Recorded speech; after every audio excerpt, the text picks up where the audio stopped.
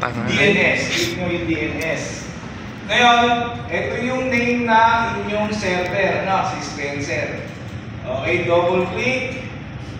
Then hanapin natin yung forward lookup zone muna tayo. Okay, ito yung ating domain. Mag-create tayo ng isa pang new zone para magamit natin sa backup. Okay, dire-diretso. Okay, click ng next. Dito alam babaguhin Next. Next. Okay, yung zoning na ilalagay nyo, yung may mga dot din kayo na bahala, ano gusto nyo. CCP dot and then, ayun na lang pala. Pangalan, Omar.Pogi. Iyo. May virus yan. Okay. Ngayon, piliin natin yung allow both non-secure. Then click lang yung next. Then finish. Okay, ito na si Omar.Pogi. Yan. Ngayon, dito muna tayo sa reverse lookup zone. Click lang tayo ng new zone. Right click. New zone. Then click next. Next. Next. Okay, dito tayo sa IPv4. Click next. Ngayon, tatype natin dito yung una na IP address ni server. Yung 10.20.30. Yung pinaka port octet niya, hindi natin siya mailalagay. Mamaya natin pag kinonfig na natin yung isa. Okay, click muna natin itong next. Then, allow both na secure. Next, finish. Okay, mailalagay natin yung port na octet pag nag-config na tayo dito sa forward lookup zone. Ngayon, meron na tayong IP address para kay server. Ito yung css.com. Mag-create pa tayo ng isang reverse lookup zone para kay Omar.Pogi. Ang gagamitin natin na IP address, mapapansin nyo sa may class A, B, and C. Anong number yung nawawala? 127. 127. Yung 127 kasi, hindi niya pinagagamit para lang kay, check nyo dito. Halimbawa, pinahit natin dito yung 127. Ay, 127. Ano nakalagay? Hindi po kumana. Naka-reserve yung IP address na yan para sa reverse lookup zone. Saan nyo na? Okay, click natin muna to. Close. Nandito. Ay, doon pala sa kabila. Sir, ulit. Di namin sa Ayan, di namin na. Wala na yun, hindi nagportante yun. Ulitin, sir! Paulit, sir! Hindi importante yun. Huwag yung pasin yun. Sir, sige na. Alin ba? Pinakita lang na para sa reverse lookup zone yung 127. Shane naman alam mo naman na lahat Okay, create na tayo. Right click to zone. Next. Dito natin ilalagay yung 127. Sa pangalawa. That's 0 lang yan. Then click lang yung next. Allow both. Next, finish. Yan. Go-config na ngayon natin yung forward. Dito, right click tayo. Then hanapin nyo yung Omar.Pogi. Omar.Pogi. Okay, dito na lang. Ito, i-config pala natin itong reverse lookup zone. Yung 30, yung 10.20.30 para kay server, Okay, right click. Then hanapin nyo yung new pointer, PTR. Then dito, maya na natin ilagay yung IP address. Click lang yung browse. Then click natin yung Spencer, double click yung forward. Then yung host, gawin natin all record. Then click natin yung CSS. Then okay. Then click lang yung okay, ito lalabas na. Then, ang pipiliin nyo dito, save as person, start of authority, then click OK. Ngayon, ilalagay na natin dito yung +1. Then, press OK. Good. Ito na siya. Mayroon na siyang pointer. Ito naman si 127 para kay Omar. din. Right click, new pointer, then browse, Spencer ulit, forward.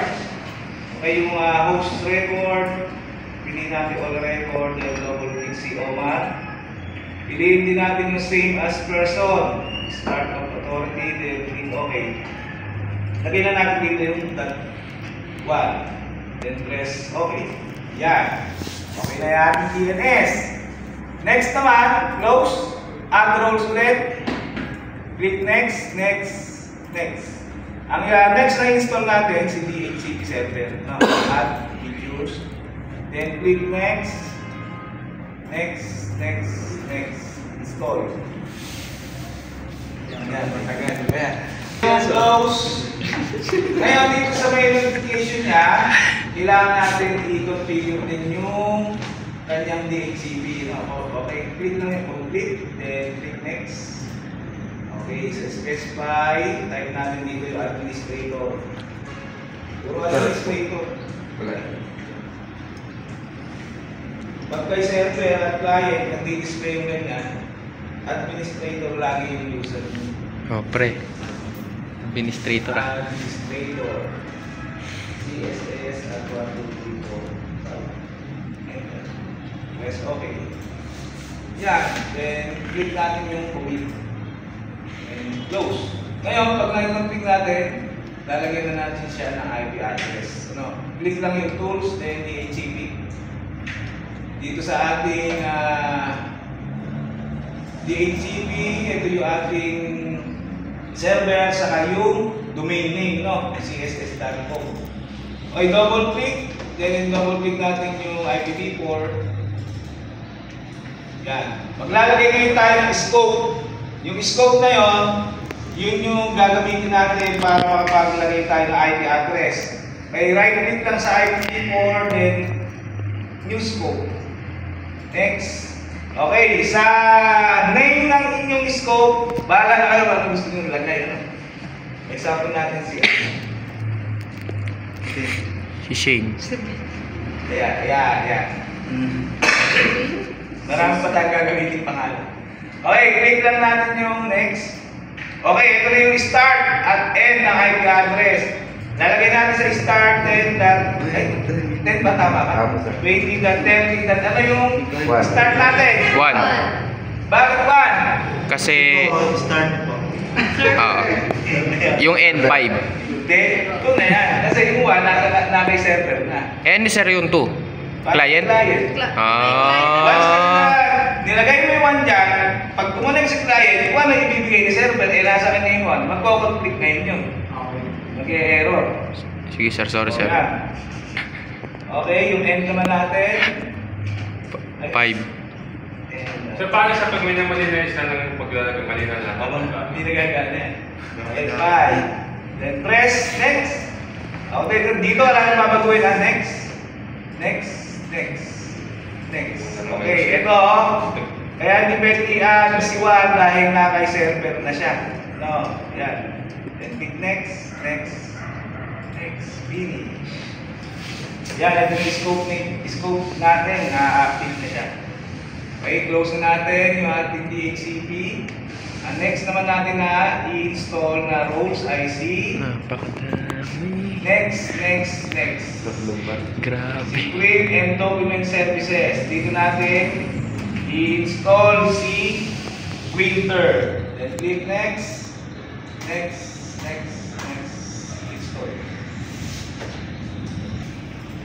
Okay, dito tayo sa tools. Hanapin natin yung print management.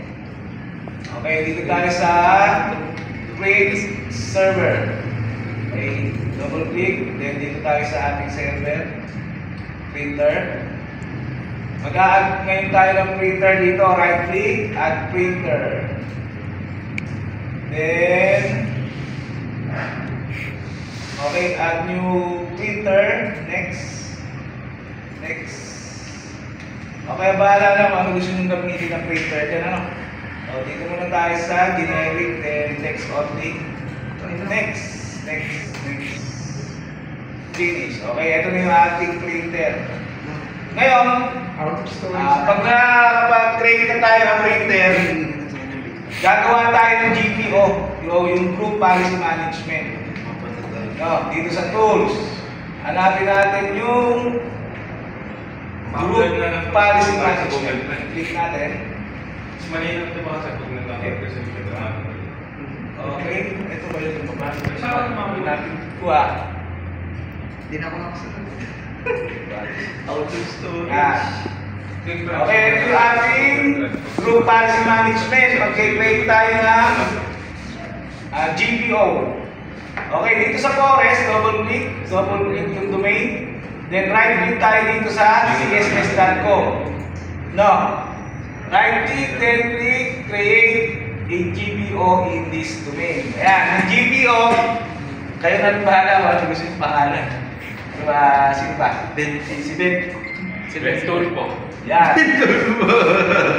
Okay, then click lang natin yung ating GPO. Yan. Okay, ito yung ating GPO. No. Tandaan yung GPO kung ano name. No. Ngayon si GPO, i-deploy natin yung ating printer. Okay, right click, deploy with group policy. Then click natin yung browse. Click natin yung GPO natin. Ito yung Ben. Then okay. Check natin yung dalawang box. Then add. Then apply. Okay. Okay. Ano ba? Okay. Mag-create naman tayo. Close natin itong ating script management. Then si GPO ay minimize na. Ito wala. Okay, close nga muna natin. Okay, ngayon, mag-create naman tayo kay ADPS ng dalawang user. No, dito sa tools, hanapin natin yung Active Directory user and computer. Click. Okay, dito sa ating domain, double click. Dito, mag-create muna tayo ng organizational unit. No, right click, new organizational unit. Type nyo lang dito for user. For user. Yan. Then pick okay. Ngayon, dito sa for user, sa loob ng for user na organizational unit, gagawa tayo ng dalawang user. No? Right click lang, click new user. Ayan, kayo na bahala maglagay ng name nyo. Name, last name. Card Dalisa. No. Sample natin. Card Dalisa. Last name. Card Dalisay. Sir, ka. Ay, first name pala to. Sarap. Kasi. Yung initial, kahit hindi nyo nalagay. Dalisay. Yan. Then dito naman sa user logon name, ang ilalagay natin dito ay desktop. User. Lahat po kami. Oo, lahat yun. Okay, click lang natin yung next. Then, ang gagawin natin, password ulit. SS at 1, 2, 3, 4, 5. Ano ba yung set for mo? Stop next. 125. CSS at 1, 2, 3, 4, 5. Yan. Standard. Ngayon, i-check natin yung user must change. Ang i-check lang natin. Password never expires, sa user cannot change. Then click next. Finish. Yan, meron na tayo yung desktop user, no? Si Kato. Nagawa naman tayo ng isa pang user, like right click, new user ulit, para kay laptop naman. Ano ang pangalan? David. David Goliath. Di magiba. Para David. Di ba? Yung user laptop laptop user naman. Yeah, click next. Password ulit. CSS @123.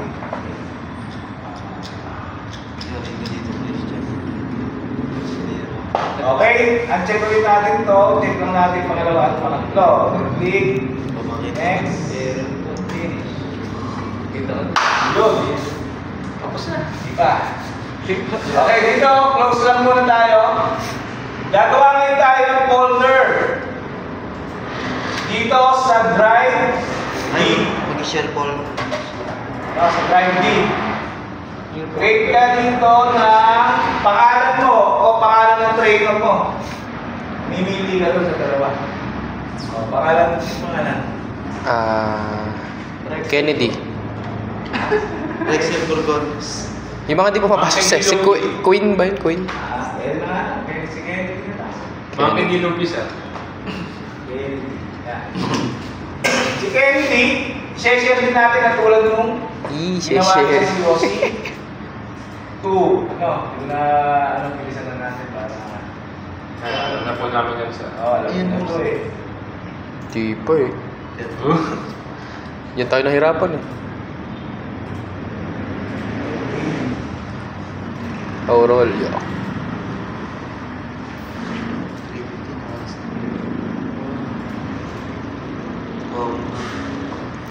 Okay, apply. Okay. Apply. Okay. Ngayon, yung network path ng folder na Kennedy, kakopy natin siya. No? Yan, copy. Close. Once na i-copy natin siya, balik tayo sa server manager, sa tools, group policy. Then, okay, edit natin itong okay, double click muna natin itong then. Then click edit. No.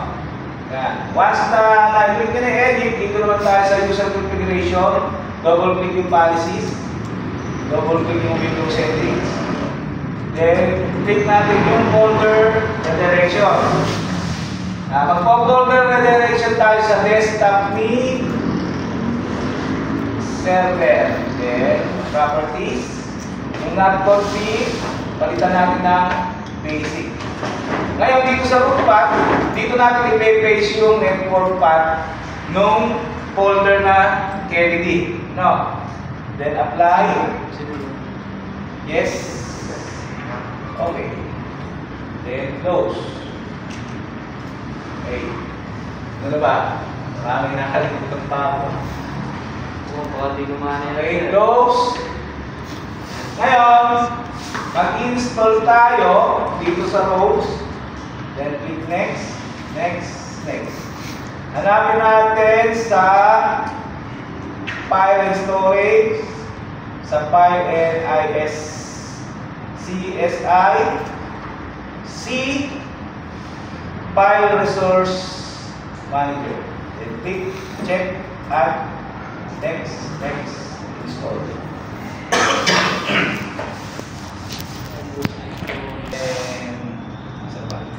Close lang muna. Ngayon, dito tayo sa file and storage. Then, dito tayo sa share. Yan. Ngayon, try natin itong Kennedy ay lagyan natin ng quota. Try natin. Pag hindi gumana, gagawa natin siya ng file screening. Maglalagay tayo, halimbawa, nag-send ng picture si client, i-block na yun. O kaya video, i-block niya. Pwede natin lagyan ng tawag dito, file screening. Okay, check natin, mag-preview natin quota kung malalagyan natin siya. Yun. Pwede kayo maglagay ng limit ng 100 MB lang na pwedeng i-send sa kanya na size. O, pag lumagpas doon, hindi siya pwede mag-send. Okay, kunyari, halimbawa, 2 gig.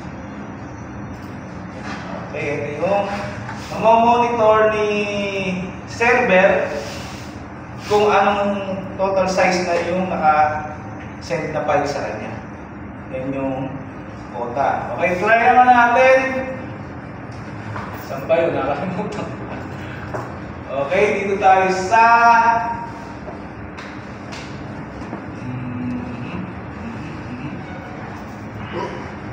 nasa na ba yun? Nakakanto. Hanapin ko lang. Wala na.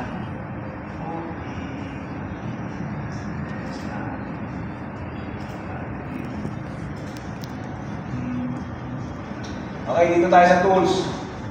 Hanapin natin yung file server resource manager. Dito ay magpa-file screening tayo. So, click natin yung file screening. Then file screen. Double click. Okay, create tayo ng file screen. Ang ipa-file screen natin, browse sa drive D. C, Kennedy. Ito yung ginawa natin folder para din kayo redirection. Press OK. Then, mamili lang kayo dito kung ano yung gusto nyo i-block. No? Pwede yung image, files, yan, email. Okay, try natin yung image. Okay, then, create.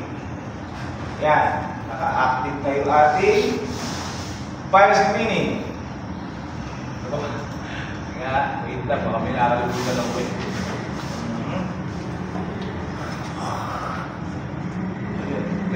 Okay, kumpleto na.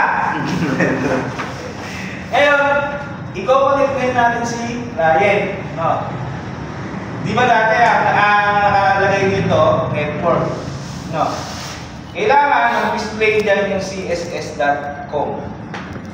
Check muna natin IP address sa server. Dito, right click, open.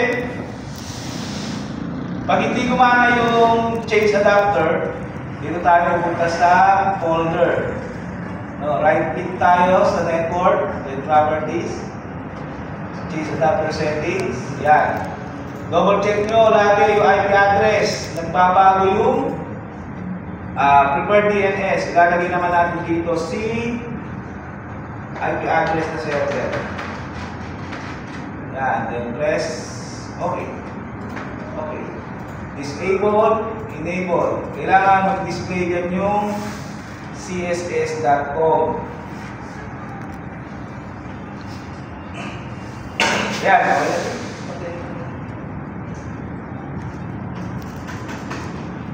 Yun. Okay. Once na nag-display ni css.com, enable na natin yung ating client. Yun.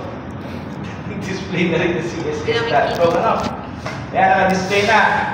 Once na naka-display na si css.com, check mo rito kay tools, DHCP. Okay, double click lang natin yung ating domain din sa ating IPv4. Scope, double click. Address spaces. O yan, ito na yung ating client, si Salvador.css. Ito yung ating client desktop, no? Ito yung IP address na binigay ni server. Okay? Ngayon, i-welcome na natin sa domain. Okay, yes! I-welcome natin ngayon sa domain itong client. No, paano? Dito sa folder, then right click sa this PC properties. Hanapin lang yung rename this PC, then change. Yung workgroup, gagawin na natin siyang domain. Tatay natin dito yung css. Ay, magsabi na. css.com. Yan, then press OK. Type lang dito yung administrator. Then yung password na css@12345. Then press OK. Kailangan mag-welcome siya sa domain.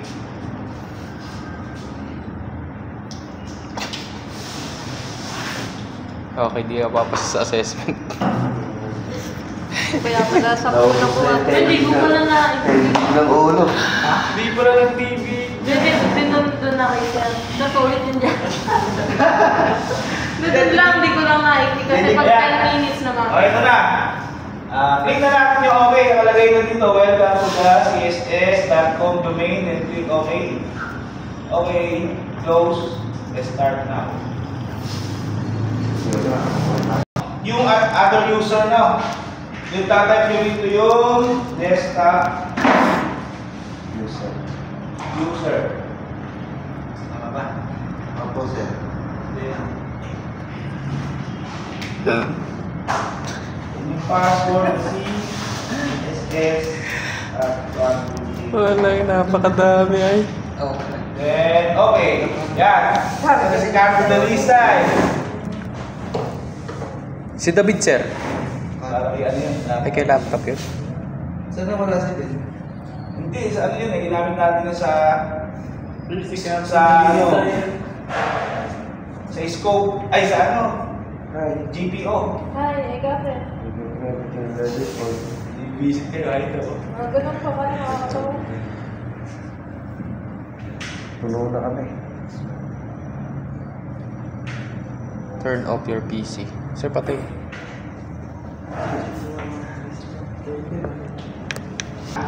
Ang una niyong gawin, gumawa na kagad kayo ng folder dito. Kahit anong pangalan, sir. Oo, kahit anong pangalan. Grabe. Yan. Tulpo.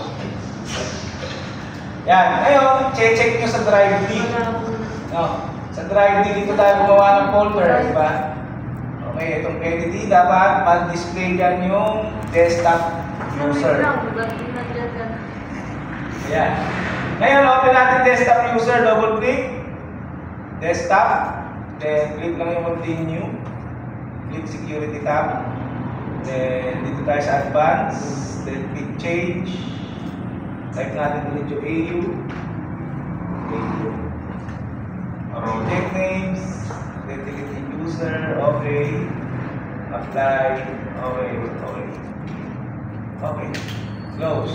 Double click ulit. Continue. Ayan siya.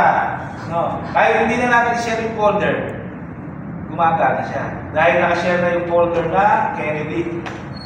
O, try naman natin mag-send ng picture. O yan, di ba binablock na? No. Dahil dun sa file screening. Okay, yan siya. Ngayon, check din natin, try again. Yung saan ba tayo? Remote. Re-remote naman tayo. Dito sa client.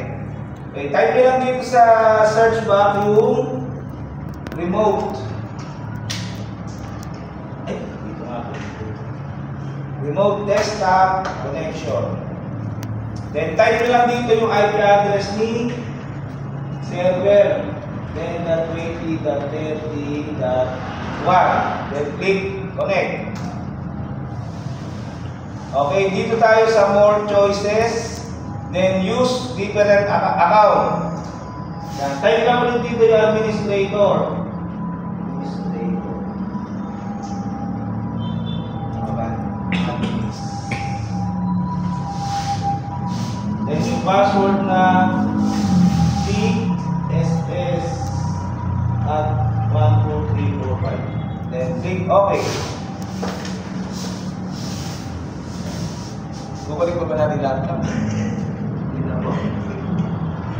Kung ano lang yung gagawin nyo kay client, gano'n lang din yung laptop.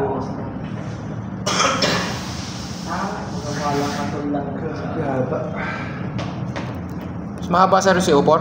Mas mahaba yun. Pero buwan na si Oti pa. Siyempre ka muna, dito muna kami. Hindi na magkakaroon sa utak eh. Okay, ito, click lang natin yung yes. Kailangan sa server, malipat dito. Kaya siguro sir may 5-6 pampacheck up pagkayari ng tester na. Masira rin ulo. Ayan o, ito yung server natin. No? Yan. Then, pwede rin natin makita yung client. Bawa. Pampacheck up pa. Kulang pa yun sir eh. So, yan yung folder. Okay tayo. Sir, lakihan nyo sir. Malabo. Malabo na dito sir. So, yan. Ayaw pinamina. Hindi na kaya lagi na. Ayun na. Yan, display. Nag-display din yung folder na generate. Yan yung remote settings, no? Okay, close na natin remote. Basta makikita nila sa isang na nai-remote mo sa server, okay na yun. Close. Yes, then ilagay ulit natin si server. Mag-try na tayo mag-create, class. Yun na yung last part. Yun. Eh, ikaw connect pa yung laptop. Sir, less than 10% na lang yung storage ko. Tama na. Alin?